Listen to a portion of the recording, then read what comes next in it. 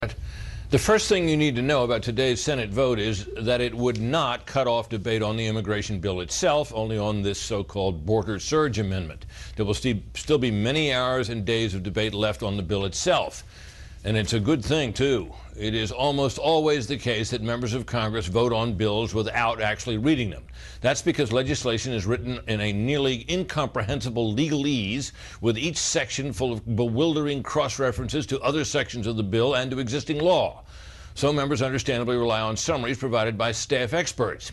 But when a bill swells to over 1,000 pages, as this one has, and as Obamacare did, all kinds of stuff can slip by undetected. For example, this bill is supposed to convert our immigration system from one focused on family unification to one focused on benefit to this country. But the Congressional Budget Office found that 10 years from now, visas would be awarded to all siblings of U.S. citizens and all their married adult children over 31. Sounds like a family-based system to me.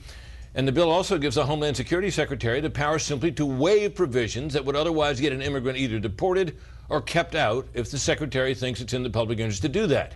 Make no mistake, there is much that is good and necessary in this bill. The question is, what else is in there? Brett?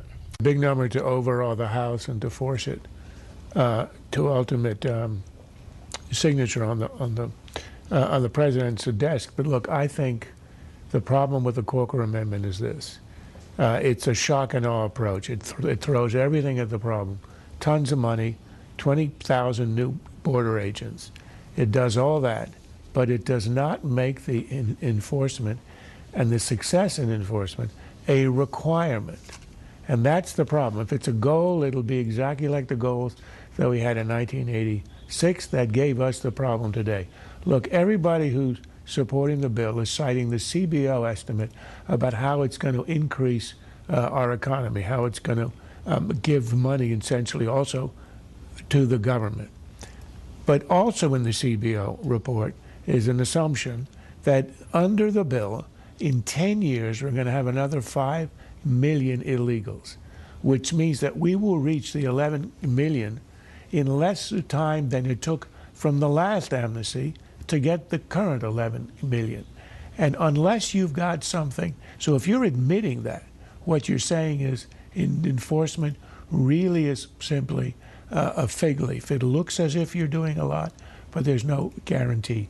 And without it, without a statement that you do not get a green card and citizenship unless the border is closed, all you have are promises and a lot of inputs. You've got to have the output.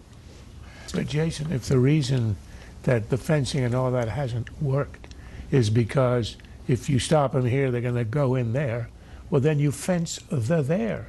You fence the entire southern border. Well, we have not. The border is 2,000 miles.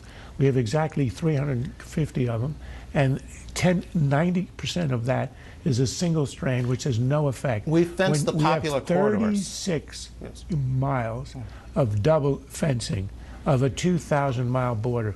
We have never had a barrier that was ever tested. Well, this amendment says it would double the 350 miles of pedestrian fencing already deployed to 700 miles of fencing along the border. That single strand, which does not work. Oh, okay. Look, the big problem is people flying into the country and overstaying their visas. That's 40% right there. That's the big ticket. This border thing is just ridiculous. This wall thing. It's like you're keeping out. Well, we're going to talk about this wall.